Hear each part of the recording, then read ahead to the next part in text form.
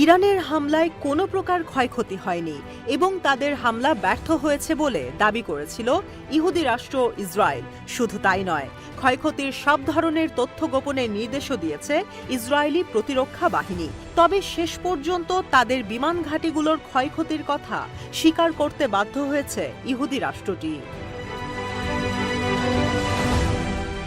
মঙ্গলবারের হামলায় ইসরায়েলের অন্যতম বিমান ঘাঁটি নেভাটিমে একের পর এক ইরানি ক্ষেপণাস্ত্র আঘাত হানে।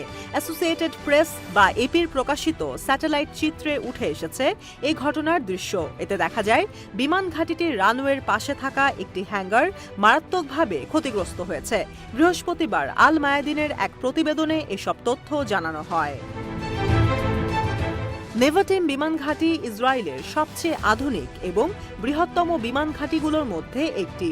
আমেরিকার নির্মিত F-35 lightning two stealth fighter jet সহ ইসরায়েলি বিমান বাহিনীর সবচেয়ে উন্নত বিমান রয়েছে এখানে।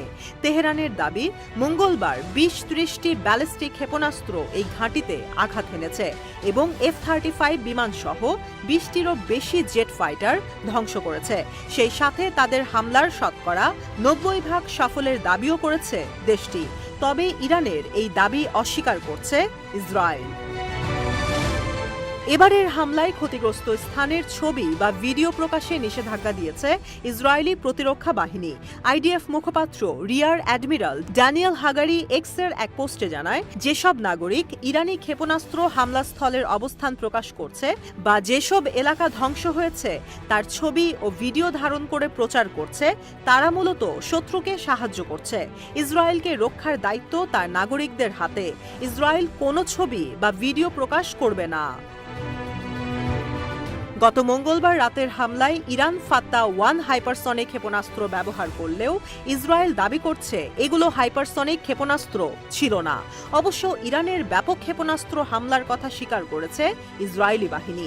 তাদের দাবি, ইরানের ক্ষেপণাস্ত্রের টুকরোর আঘাতে শুধুমাত্র 2 জন বেসামরিক নাগরিক সামান্য আহত হয়েছে।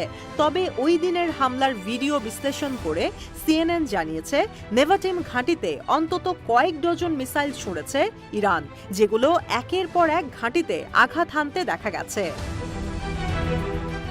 ইরান মঙ্গলবার হামলা চালানোর পর পরিষ্কার করে জানিয়েছে, ইসরায়েলের সামরিক ঘাঁটি, বিমান ঘাঁটি এবং গোয়েন্দা সদর দপ্তর টার্গেট করে হামলা চালানো হয়েছে। তাদের ক্ষেপণাস্ত্র নেভাটিম, তেলনভ ও নেটজারিম বিমান ঘাঁটি সহ মোসাদের সদর দপ্তরের কাছে আঘাত হানে।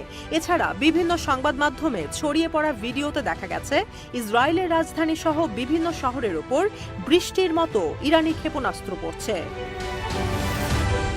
তবে ইসরায়েলি সেনা ও বেসরকারি কর্মকর্তাদের বক্তব্যে বোঝা যাচ্ছে, তারা ক্ষয়ক্ষতির বাস্তব চিত্র গোপন করার চেষ্টা করছে।